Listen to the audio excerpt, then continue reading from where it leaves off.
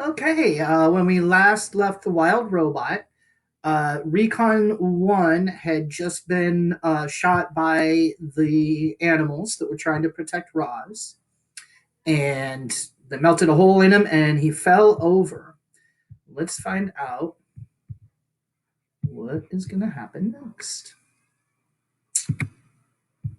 Rico 1 turned his face to Roz and spoke in a quiet, garbled voice. More Ricos will come for you, and if you destroy them, still more will come. The makers will not rest until all robots have been retrieved. When? When will they come? Said Roz. How long do we have? You can still be fixed, Roz.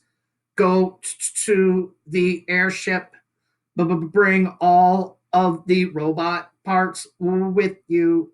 The ship knows what to do. His voice went silent. His eyes went dark. Rico 1 was dead.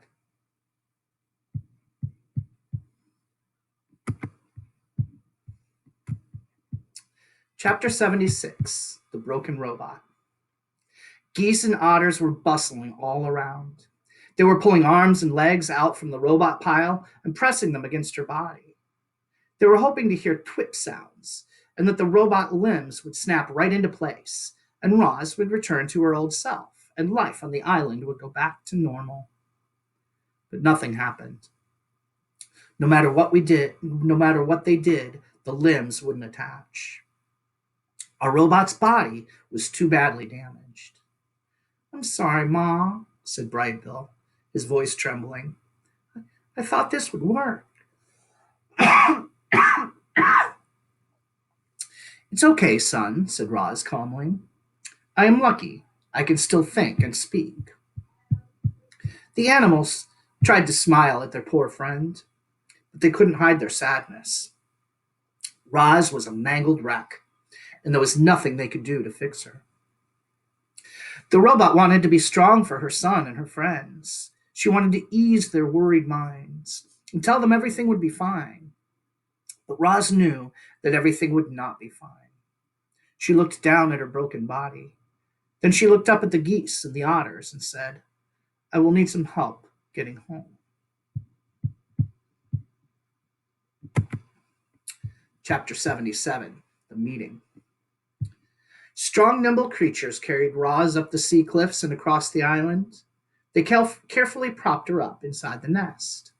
They built a fire, and then they left the robot with her son. Roz and Brightbill sat there, staring at the flames, until the goose finally said, Do you need anything, Ma? I could really use some new arms and legs. The robot chuckled at her own bad joke. That isn't funny, cried the goose. My mother is broken and I don't know what to do about it. I'm sorry for joking. Roz adjusted her voice to a more serious tone. I know you want to fix me, but there is nothing anyone here can do. At these words, her son looked away. Brightbill, I am afraid we have some difficult decisions to make. I think you should arrange a meeting of our closest friends. We could use their advice. The goose disappeared out the door, and soon Roz's oldest and wisest friends were on their way. Loudwing was the first to arrive. She limped into the lodge on her injured foot and sat close to her robot friend. Mr. Beaver appeared next, followed by Fink and Swooper. Then Tawny curled up on the floor. Mother Bear was too badly hurt to make the journey, so Nettle came in her place. She sat in the garden with her enormous head jutting in through the doorway. Brightbill returned with Chit Chat, who was nursing her burned tail. The last one to crawl in was Crack, the old turtle. Once everyone was there, the meeting began. The group talked all through the night. They discussed the Ricos. They discussed what to do about Roz.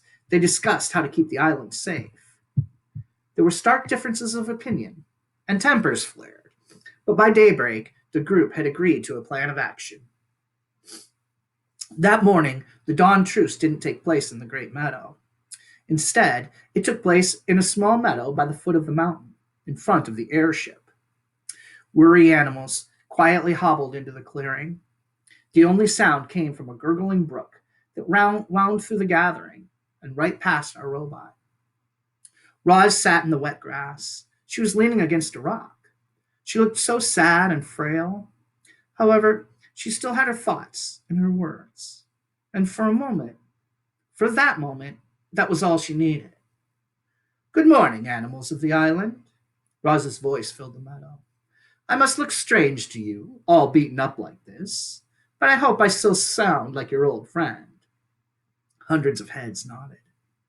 You fought bravely yesterday. You risked your lives defending me, and I am eternally grateful. But many of our friends were wounded. Some may not recover. And there is worse news. Before the last Rico died, he told me that more of his kind will come to our island. They might already be on the move. And even if we defeat them, still more will come. My makers will not rest until all of their property has been retrieved. They want the dead robots. They want the broken parts. They want me. The crowd was silent. But I care about this island far too much to put any more lives in danger. And so, my friends, I must leave. Voices cried out.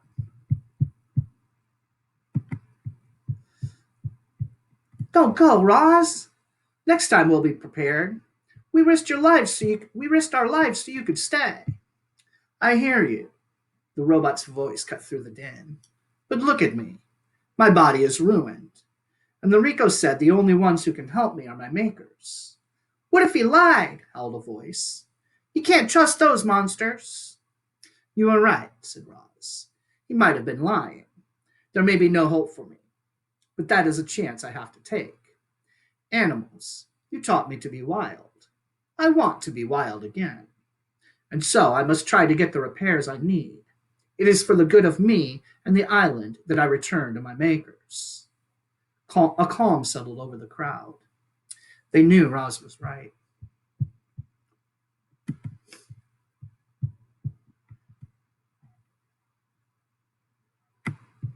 Chapter 78, The Farewell. Our robot had an army of animals at her command. She asked them to bring every robot part and rifle back to the airship. Absolutely everything had to go. It was the only way to be sure that the Ricos would never come back. The island animals had no trouble locating the remains of the dead robots. Retrieving those remains took a bit more effort, but they were up to the challenge. Teams of clever creatures returned with robot parts of different shapes and sizes. Small, smashed heads and broken rifles and twisted tubes and heavy bodies were all loaded into the ship until the entire island had been cleared. Even the tiniest scraps were collected. It's amazing what an army of animals can do. A light mist was falling when they finally heaved Roz through the ship's doorway. Her head slowly turned around to face the crowd of geese and beavers and owls and insects and foxes and raccoons and vultures and moose and bears and possums and fish and deer and otters and turtles and woodpeckers and squirrels and frogs and hares and on and on.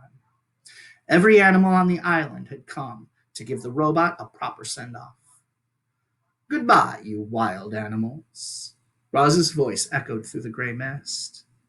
The wild animals smiled, and then a few of them started to roar. Then more started to screech, and then more started howling and chirping and grunting. Soon, every creature was hollering a goodbye to Roz. The chorus of wild voices grew louder and louder, shaking the robot's body, rattling the ship, booming across the island and up into the clouds. And then their voices gradually died down to silence. Brightbell fluttered up to his mother's shoulder. You understand why I must leave, said the robot. I understand, sniffled the goose.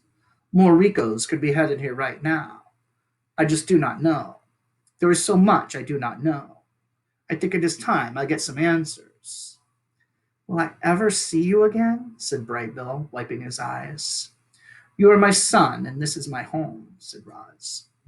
I will do everything in my power to return. Bright Bill hugged his mother's worn face. I love you, Mama. I love you, son. The goose fluttered back to his flock. The robot took one last look at her home. The door hummed closed.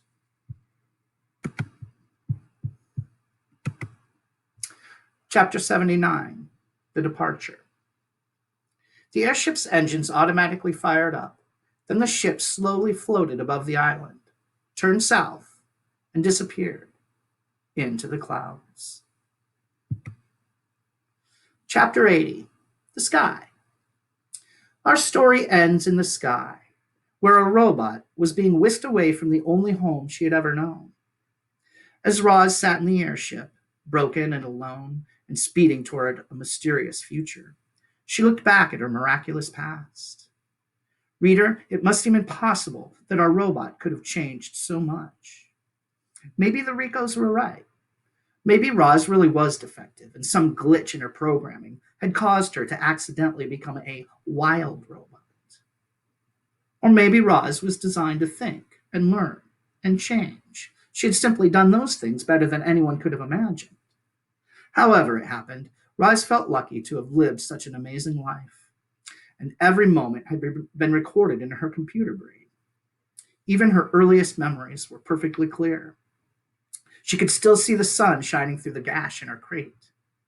She could still hear the waves crashing against the shore. She could still smell the salt water and the pine trees. Would she ever see and hear and smell those things again? Would she ever again climb a mountain, or build a lodge, or play with a goose? Not just a goose, a son.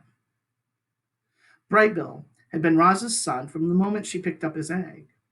She had saved him from certain death, and then he had saved her.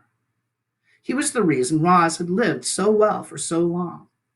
And if she wanted to continue living, if she wanted to be wild again, she needed to be with her family and her friends on her island. So as Roz raced through the sky, she began computing a plan. She would get the repairs she needed. She would escape from her new life. She would find her way back home. Good,